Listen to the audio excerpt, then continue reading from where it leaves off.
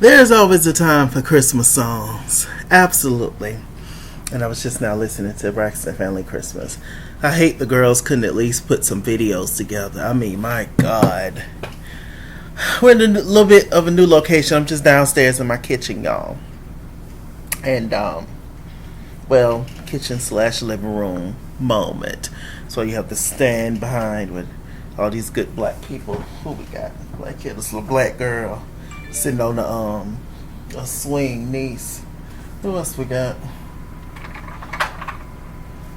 This Negro here, too much know him, but whoever number 10 is, y'all know I don't do sports, but we love sports, but I just don't understand them. Okay.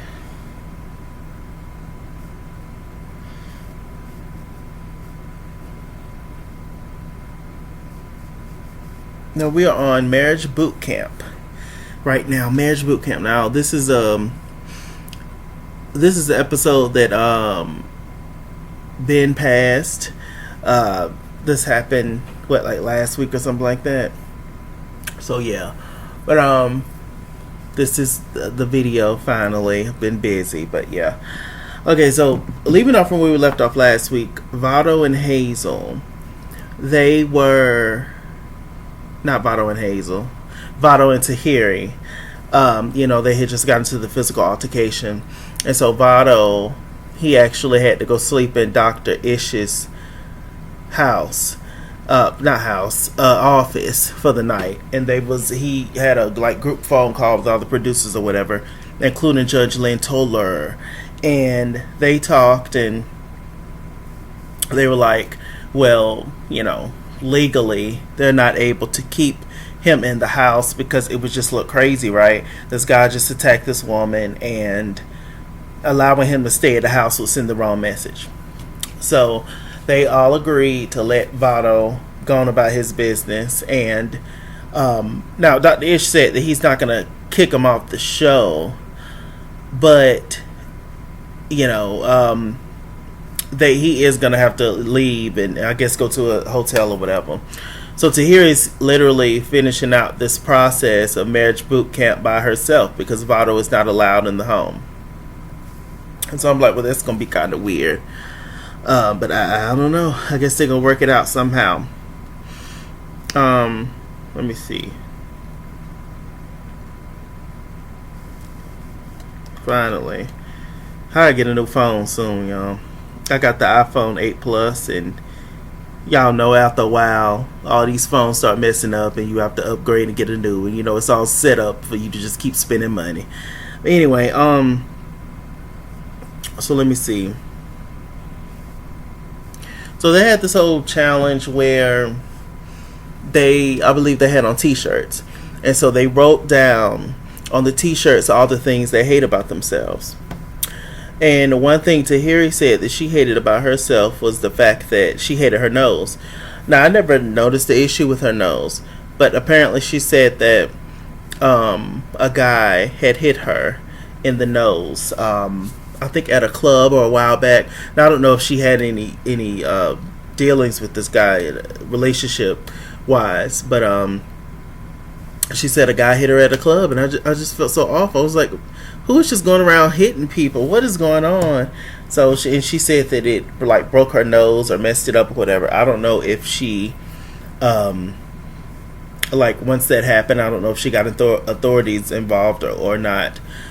But yeah, side note, we as black people, we always feel like we have to protect one another. And in a sense, yes, we do have to protect one another. In the grand scheme of things, yes. But if somebody physically violates you, whether they are black, white, Asian, Latina, Indian, multiracial, whatever racial makeup the person is, doesn't matter. If somebody violates you, you need to defend yourself, A, and B, you need to get some authorities involved, because it's not cool for somebody to just put their hands on you. That's crazy. Anyway. So yeah, I'm praying for Tahiri. I'm praying for Vado actually too, because Vado actually said something very important. He said that he's tired. He's tired of Tahiri, and he says that that happens all the time. So I'm assuming that just by what he said, that allegedly Tahiri is violent, and anytime she gets pissed off, she lashes out at him and put her hands on him. Now I'm not saying that's true. That's just what Vado said. So I'm like, so maybe, just not saying that it's right, but maybe, just maybe, he got hit for that last time, and he was just like, yo, I'm not gonna be bothered with this. I'm not gonna take it anymore. Not saying it's right, and it's not right for anybody to put their hands on anybody, but I'm just saying, like I said, it's not right at all. But I do understand in the heat of the moment when you're very upset. And like I said, she threw apples at that man's face. Like, come on. She didn't throw cotton balls. That hurt. But, as a man, you're supposed to just sit there and take it and eat it up.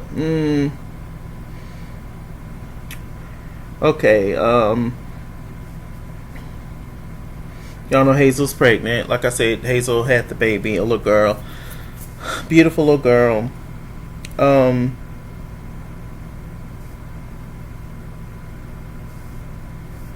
Every single chance that HazelE gets, she loves to, like, put Devin down in some kind of way. And I'm just like, well, why did you get with we all know why she's with Devin. She's with Devin for a look, A. She's also with Devin to make herself feel better about herself, because she got with somebody that's less successful than she is. And many times HazelE, at least from what we know, HazelE have gotten with men that are a lot more well known, and probably has more money than she does. So in that situation, it's looking like she's the one that's out for clout, and now she is with a person who doesn't have as much as she does financially, and so she feels like he may be with her for clout and all that. And if that's a constant thing in your head, HazelE, why are you even with them? I don't know why people waste time on people that they have to question their intentions all the time. It's not worth it. Just let it go. I don't get that. I don't.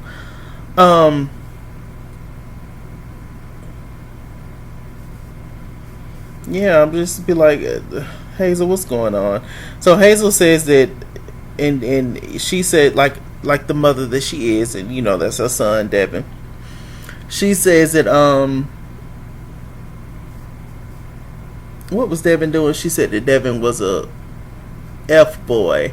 Y'all know what that is. Before, so just somebody running out here scandalous and doing whatever with whoever. And she says that she changed that occupation into him now being an aspiring model.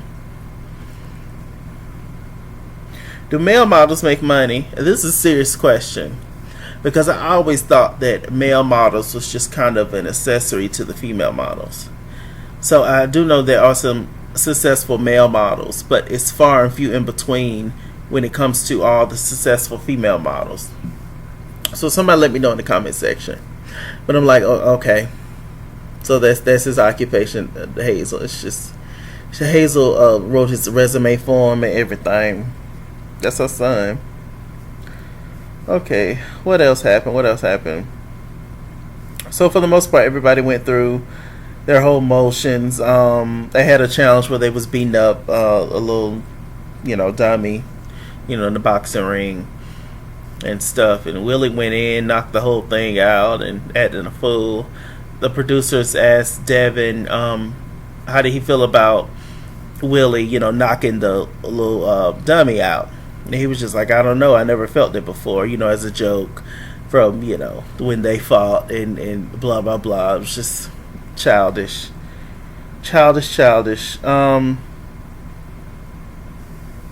So Tony, which is Corrupt's woman, she recently,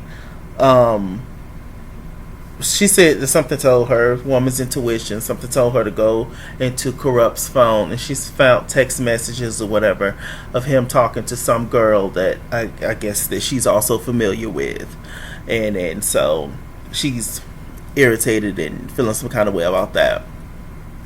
What a nightmare it is to deal with Corrupt, I wonder. Very talented man, and bless his heart, and he's going through an illness right now and stuff, alcoholism and everything.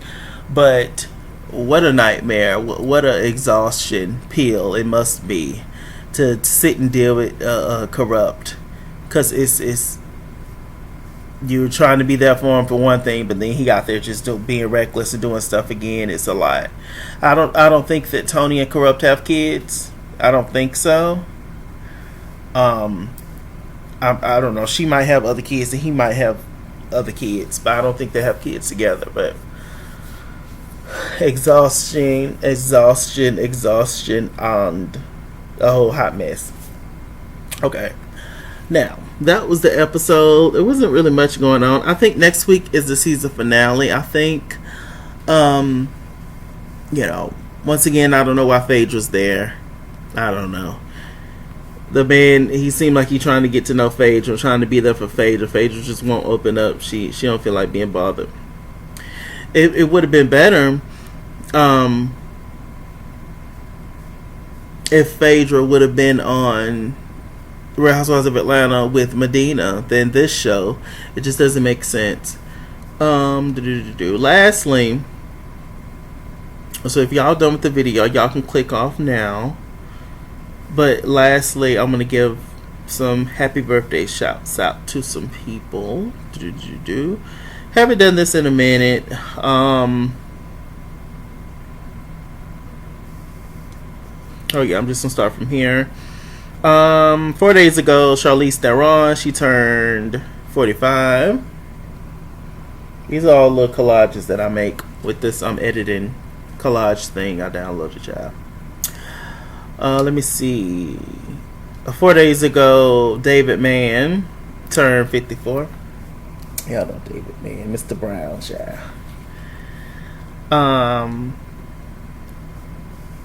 3 days ago, Countess Vaughn, Kim Parker, turned 42. That's a legend right there. She's been on 3 hit successful black shows: 227, Moesha, and The Parkers. Not too many people can say that. 3 days ago, Dustin Hoffman turned 83. Actor. Y'all know Dustin. Legend. 3 days ago, RuPaul's Drag Race Season 8 contestant. And have she been on All Stars yet? I don't think so. Kim Chi. She turned 33. Makeup, outfits, everything out of this world. Let's see. One of my favorite YouTubers, Choice TV, 3 days ago, he turned 21. Can finally drink. Yes, indeed. 3 days ago was JC Chavez 44th birthday from NSYNC. It's gonna be May. Let me see. 3 days ago, Megan Good turned 39. Classic beauty, beautiful woman. Let's see.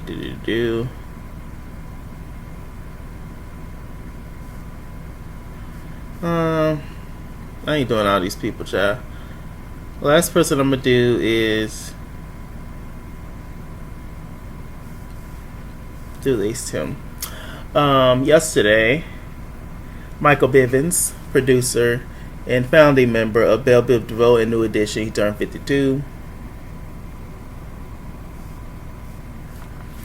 Legend. And the great Whitney Houston. 2 days ago, she would have turned 57 years old. Legend.